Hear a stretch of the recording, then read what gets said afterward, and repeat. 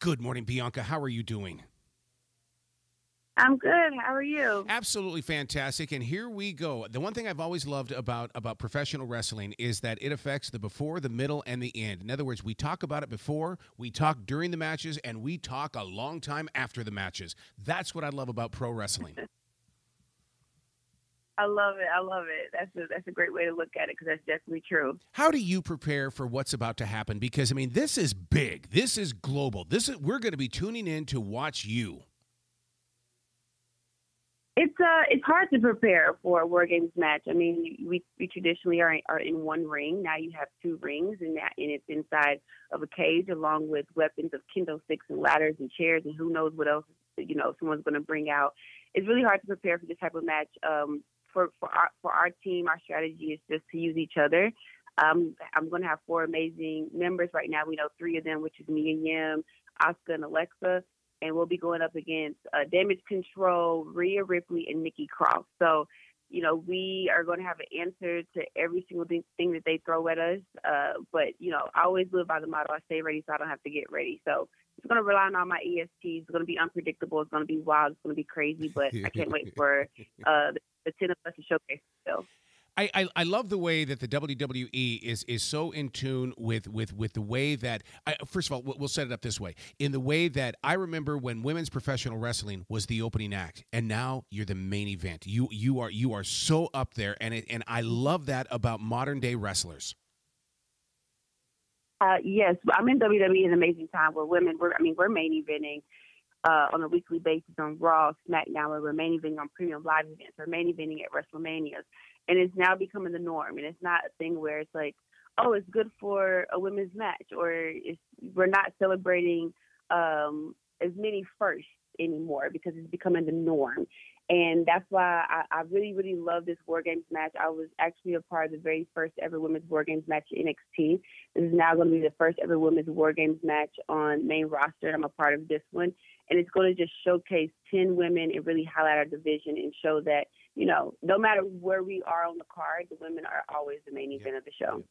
We both have one thing in common, and that is we both have long hair. But in Taekwondo, when I was in those matches, even reaching for third degree, people would always reach behind me and pull my hair. You've turned your hair into a weapon. Mm-hmm. Yeah, when I first started wearing the braid, my husband was like, wear the braid because if nobody remembers you, if somebody sees you for the first time, they don't remember your name, they're always going to say, oh, that's the girl with the braid. Makes you stand out. But then every time I got in the ring, the first thing, like you said, first thing people want to do is grab your hair. Yep. So I was like, I got to figure out how to use it to my advantage and not my disadvantage. So my number one rule that everyone knows is do not touch my hair. And if you do, you're going to get a hair, which is what I do. So I think I've taught everybody a lesson in the division. So now, one of the things that the professional wrestlers have brought to the world is the fact that everybody is down to earth, real. You're one of us who happens to just get the opportunity to be in that ring. For us to have the conversations about you, in other words, being in that moment where you're in that ring and you're feeling the energy of the arena. Do you also feel it from the television screens? Because there's millions of people tuning in. Definitely. Our job is to put smiles on fans' faces. But, for me, I feel like I learned so much during the pandemic era when we didn't have a live audience, which we feed off our live audience so much, but we had to really rely on our fans through a TV screen, and we had to connect with them through a TV screen. We had to draw them in. So a big part of our job is not just, specifically for me, my goal is not just have people watch me do amazing feats of strength or, watch me do 450s or hair whips or KODs. My main goal is to make people feel something, to have a genuine connection with people. And I think that's what draws people in. I think that's the amazing thing about WWE is that it makes you feel something. And that's what's amazing about our WWE universe. This Survivor Series, to me, is where stories end, they also begin. I mean, it is about trust and faith, and many times the trust you have in someone can turn on you, and that affects the emotions. Definitely. I mean, you're in there with everyone's on a team. It'll be 5 members on my team, 5 members on the opposing team. So you have to be able to rely on your team, trust your team, know that people are going to be there for you. You're probably going to find yourself in some type of predicament where somebody's cornering you with a weapon and, you need your teammate to come and save you. So I think that, for this War Games match, whichever team can work the best together and rely on each other the best is going to come out on top, because both teams have such huge threats on each team.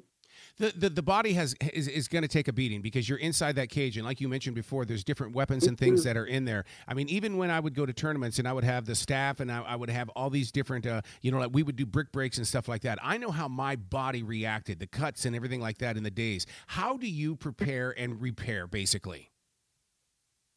Well, mentally, you're going and you know that this is going to be rough. But for me, I'm the ESQ WWE, so I'm the rough S. And, it's going to be tough, but I'm the tough S. But, mentally, you just prepare yourself that you have to take yourself to the dark side in order to come out on top. And we all are going to be there mentally. In being in WWE, we're always hurting. At the end of the day, it's a grind, it's a sacrifice. But that's a part of it. So if you want to be successful in this, you have to kind of get comfortable being uncomfortable. And that's what, you have to go by when you're in a War Games match.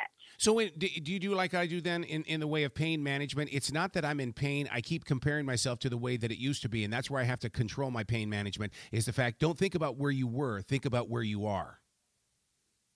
Definitely. You have to think about where you are.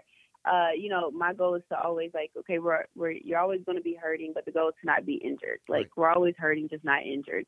And in the end, you look back and your body is hurting and tired and bruised, and you have cuts and scrapes. But when you're winning, it's all worth it. Yeah. Let's give some love to Culture Connection. What's going on there, and how can people find out more about it?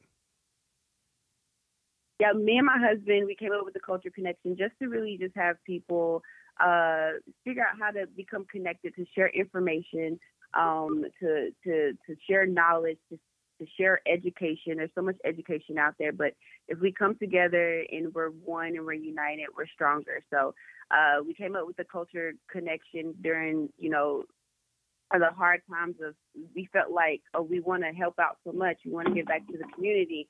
But sometimes we didn't know what to do. But our friends, we just talk to each other. There's so much information out there, and that's where we came up with the Culture Connection. Well, see, that's the communication that we all need. We've got to get our thumbs off those smartphones, and we have to start using the lips on our face.